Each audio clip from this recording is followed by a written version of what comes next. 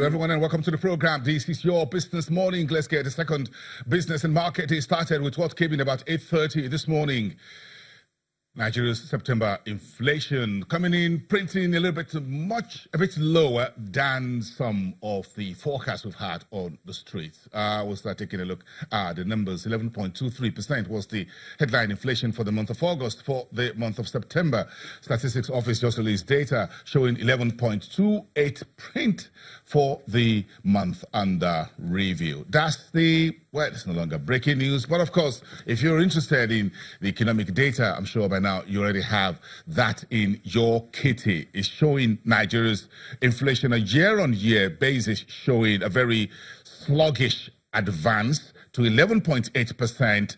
That's on the left side of your screen. On the right side, you see inflation down month-on-month basis from 1.05% in August to 0.84% reading in the month of September. So what you have on the right side of your screen is what you call a slowdown in inflation, whereas on the left side you find a very gentle uptick, a few basis points, 0.5 to be precise, for the headline CPI, what you call Consumer Price Index, beating some forecasts as high as 11.5%. Let's go to the food index, where we're seeing some positive reading as well. So the food sub index for the month of September was 13.31%. That's a little bit higher than the 13.16%, which was on a year-on-year basis. That's on the left side of your TV screen. But on the right side, you see the month-on-month, so showing food inflation declined from 1.42% last month to 1% in the month of September. That's the food sub-index bringing you a month-on-month lower reading. Go to the core sub-index and you will see that the numbers even look a little bit much better than the earlier two. That's the core sub-index there, showing you a year-on-year reading of 9.80%. On the left-hand corner, you can see the print there, much better than 10% year-on-year. If you compare that to the right side of your TV screen, you see that the core sub-index also trimmed a little bit lower from 0.8% in the month of August this year to 0.64% in the month of September this year as well.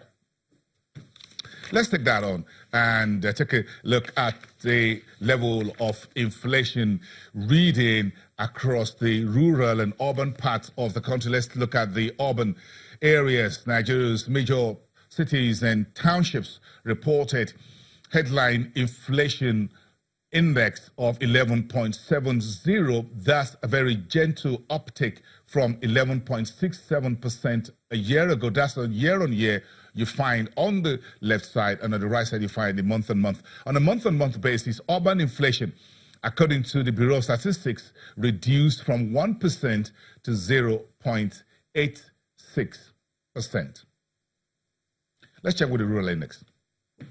So for those who live in the rural part of the country, you can see your year-on-year inflation there at 10.92% print. That's a bit higher than 10.84% a year ago. But if you look at the month-on-month basis between August this year and September this year, you're looking at 0.82%, slightly better than 0.96% inflation reading for the month under review. So let's take it to the states, where we're doing a bit of breaking it down for you. If you look at the profiling by the Statistics Office, the all-time inflation on a year-on-year basis was highest in last month across those three states on the left side of your TV screen. Kaduna State is posting the highest inflation of 12.93% year-on-year. Ebonyi State is coming second at 12.86%, and Bayelsa just a bit slower than that, 12.83%. If you look at the slowest rise in headline inflation, that is at Cross River State, single digit, 8.42%, Plateau State, 8.77%, and Ogun State is coming in at 9.22%. If you look at a month-on-month basis, and that's the flip side, you find the Kebbi, Kwara, and Taraba State posting those numbers, inflation at the highest level, month-on-month basis, but you find the state with the slowest month-on-month inflation last September, Cross River State, Nasarawa State, and Plateau State. But in terms of food, really, which is where folks are really concerned about inflation, and that tells you inflation is the highest year-on-year in terms of food prices in Kwara, Bayelsa, and Abuja, the country's political capital. The slowest inflation reading in terms of food is coming in from Plateau, Abia, and Ogun State. But if you look at a month-on-month basis, which is going to come next, then you're going to see that Nasarawa State, Plateau State, and Niger State are reporting negative food inflation, 1.01%, 1% in Plateau and 1% in Niger State. Whereas on the flip side to the left, you find Kwara State, Adamawa State, and Kebbi posting those food inflation for the month of September. You can take those inflation data and digest it. We'll have a lot more to talk about this today and later on. But of course, we have a very big conversation here in the studios this morning with Dr. Awele Elumelu, who is a physician and the CEO at Avon Medical Services. She's also a trustee of the Tony Elumelu Foundation. She's a medical doctor by profession. At Hairs Holdings, she's holding the portfolio as an investment professional. Let's get a bit of a sense of what the Tony Elumelu Foundation is doing. But it's the World's Food Day 2018. So I'm going to get the first advice from Dr. Awele Elumelu, what I need to eat to stay healthy on this job, and perhaps maybe what she's been eating to stay healthy. Good morning, doctor. It's good to have you. Thank you very much. Thank you very much for coming. So I'm going to use this opportunity to get a free medical advice. If I walk into your medical facility, I'm going to be paying. So I'm going to use this opportunity to say, so the question is, what should I be eating to stay healthy? It's the World Food Day. You know, a lot of us know. I'm around 50, by the way, so you may just want to take that into consideration. That's okay. We're all around 50, so that's fine. So a lot of us know what we need to do. I think the key thing is everything in moderation. That's what I would say. Like a cup of tea I'm having right here? A cup of tea, yes. A little milk, a little sugar. Everything in moderation. Perhaps a little honey? A little honey better than sugar. Okay. So if you want, I mean, we can spend the whole day discussing what you should and shouldn't eat, but I think what we need to keep in mind is everything in moderation, reduce oil. Something with our eating habits in this part of the world, we love the heavy meals. You know, it's going to take a whole culture change. We need to cut down. You know, we started with the heavy meals. Look at the past few decades.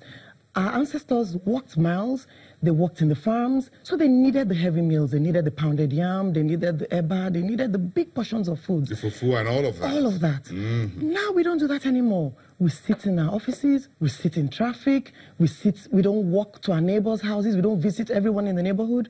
Yes, we continue to eat these big portions of food. So we need to find a way to cultivate the habit of eating smaller portions of food, bring in more vegetables, a bit of fruit, maybe not too much, because a lot of us think we can overdose on fruits. We can't. They contain sugars. So I'm not trying to spoil anyone's, rain on anyone's parade here. Eat your fruits, but again, in moderation. So I'm wondering if you still have time for this medical advice with all that you are now doing in terms of the foundation. Do you? I do, but I mean, whichever way we look at it, one is whether we're helping through healthcare or we're helping through the work of the foundation. It's all we're doing is for the greater good. Health is wealth. Well, working towards the common goal, the economic prosperity of the nation. So you recently got on the Gavi Alliance, Vaccine Alliance. What work are you folks doing there to help Nigerian children and women? The Gavi Alliance, it's an alliance for the promotion of vaccinations. So there's a number of companies. It was brought together by the Bill and Melinda Gates Foundation, and they have a lot of partners that they work with, the World Bank, the UNICEF. And the main aim is to increase immunization amongst children in the world, to create awareness, not just in Africa, but in areas that need this immunization. So why I say not just in Africa is because I was picked to be a champion in Africa, but it goes beyond Africa. There's a lot of work Gavi is doing promoting immunization. Even in Nigeria alone, there's a program they're on right now in Nigeria, And we believe they're achieving great effects in the programs that they're on. It's already on record that we're not investing much of our annual budgets in healthcare. So part of what you folks do, what you do at Hess Holdings is what you call healthcare investment. In what areas are you guys doing investments? Why do you think this is very critical? So we do beyond healthcare. Basically, what happens is we have a philosophy that governs all that we do. It's called Afri-capitalism. And what this is a philosophy that believes that the private sector has to invest long-term in key sectors of the economy to develop the economy. We believe that the private sector has the key to actually unlock the potentials in any economy for the growth of both social and economic good. So at our group, which is the Hess Holdings Group, of which the foundation is part of, we invest in sectors like healthcare, as you've said. We're in oil and gas, we're in power, we're in, financial services. So we invest in these sectors, but we have a long-term goal because we believe that you don't go into this looking for short-term gains. You go in for the long run, and you believe that by improving, by creating those entrepreneurship opportunities, which is what our focus is in the foundation, invest private sector, create more entrepreneurs, because we believe that these are the people who will create the economic growth in any society. So that's what we basically focus on in our group. So in terms of your investments, about how much have you put into those various sectors? Do you have a headline figure? So let's take the foundation specifically, because this is the arm that we have that is responsible for investing in entrepreneurs and entrepreneurship. So what we've done is we have a 10-year commitment to invest $100 billion in 10,000 entrepreneurs. This started in 2015, and so we've completed 3 years of this. Every year we select 1,000 entrepreneurs. So right now we've gotten about 4,470 have actually been impacted. 3,000 have gone through the whole program. We're in the 4th cohort. And what we do is we identify these entrepreneurs, we train them, we mentor them, we provide funding for them, so that we can promote their businesses. It's a whole long process. So, but the hope is that by the end of this period that we're looking at, we would have been able to create 1 million jobs across Africa. And this is across the whole of Africa, not just Nigeria. So we have entrepreneurs from the 54 countries of Africa. Again, it's sector agnostic, any sector, so long as it's a promising entrepreneur. So at the end of it, as I was saying, is that the hope is that we create 1 billion jobs across Africa, and we're able to even create $100 million dollars in revenue. The man at the center of this entire conversation is by the name Tony Elumelu. Yes. I'm sure you're familiar with him. You know him very well. Very familiar. More than many of us. So why is Tony so passionate about entrepreneurship? What drives him? I haven't had the opportunity to ask him this question directly. Now that you are here, you can answer for him. Well, I will do my best. I'm sure I can. So the first thing is, we've had a lot of aid over the years and over the decades. Aid will only do so much, but for actual sustainable development, we need entrepreneurship. And we have the firm belief that Africans will develop Africa. Nobody will develop Africa for us. So this is what has driven this. The fact that we need to help ourselves, we need to create that transparency, that governance in our own society, in our own continent. Aid is good, but if we don't develop our own people, develop our own systems, create those entrepreneurs, we can only go so far. So this is what drives the man, Tony Elumelu, and all of us who are working together with this common purpose. Does it talk about anything else at home except entrepreneurship? And just a quick question. I'm not sure he's watching this interview, but again, just answer. Does it talk about it at odd times? At odd times, but this possesses his whole being, his whole time. This drive that Africa must be a better place. He lives it, he breathes it, he dreams it. So even if he talks about something else, he finds a way to bring it back. Okay, let's take a break. We have a lot more to talk about the 2018 program and, of course, the future of the TEF and how much the impact we've made in communities for the thousands you folks are helping at the Tony Elumelu Foundation across Africa. You're watching Dr. Awele Elumelu's exclusive here on Channels Television. We'll be right back in 2.